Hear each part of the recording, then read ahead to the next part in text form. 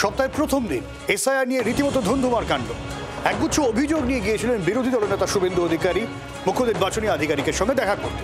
আর সেখানেই তৃণমূলপন্থী বিএলওরা বিক্ষোভ দেখালেন শুভেন্দু অধিকারীকে ঘিরে, এবং তা নিয়ে রীতিমতো তুলকালাম, রীতিমতো সরগরম মুখ্য নির্বাচনী আধিকারিকের অফিস। সকাল থেকে উত্তেজনার পারদ চড়ছিল।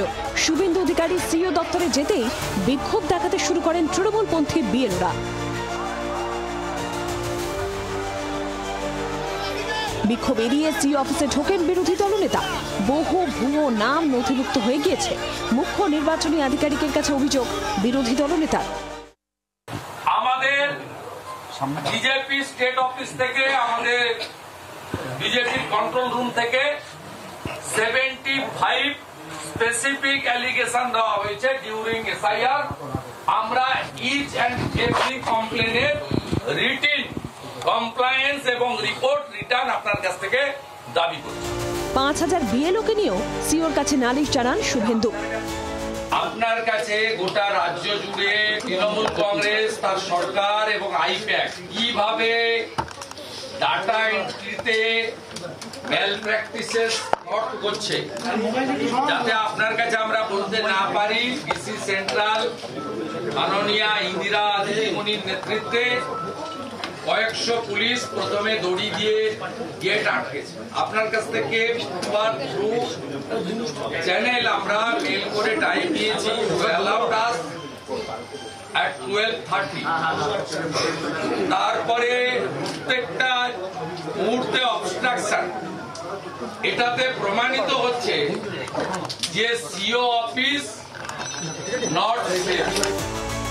সিইও অফিস থেকে বেরোতেই ফের বিক্ষোভের মুখে পড়েন বিরোধী দলনেতা। গো ব্যাক স্লোগান তুলতে থাকেন বিক্ষোভকারীরা। শুধু তাই নয়, ব্যারিকেড ভাঙার চেষ্টাও করেন বিক্ষোভকারীরা, জানিয়ে একেবারে উত্তপ্ত পরিস্থিতি তৈরি হয়।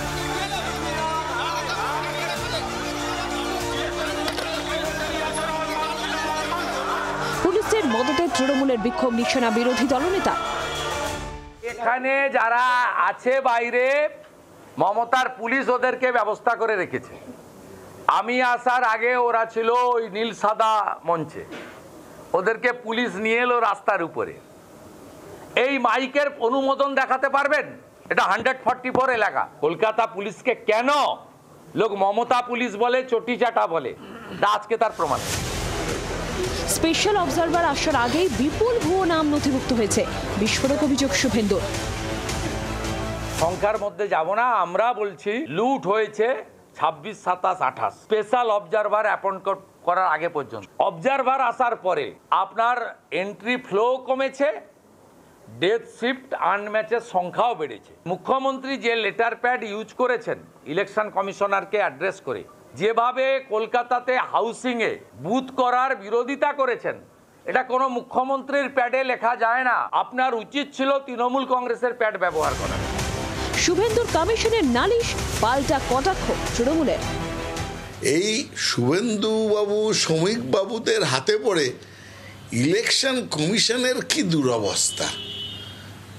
এরা ইলেকশন কমিশনের অফিসারদের চাকর বাকরের মতন ট্রিট করছেন। ইলেকশন কমিশনের এদের সম্বন্ধে সাবধান থাকা উচিত। এসআইআর ইস্যুতে রাজ্যে ক্রমশ চড়ছে উত্তেজনার পারদ। গত কয়েকদিন ধরে কলকাতা সিইও দপ্তরের সামনে লাগাতার অবস্থান চালাচ্ছেন তৃণমূলপন্থী বিএলওরা। এমন পরিস্থিতিতে সিইও দপ্তর এখন রাজনৈতিক দড়ি টানাটানির এপি সেন্টার হয়ে দাঁড়িয়েছে। ব্যুরো রিপোর্ট, জি 24 ঘন্টা। বাংলার আওয়াজ, বাঙালির আবেগ, জি 24 ঘন্টা।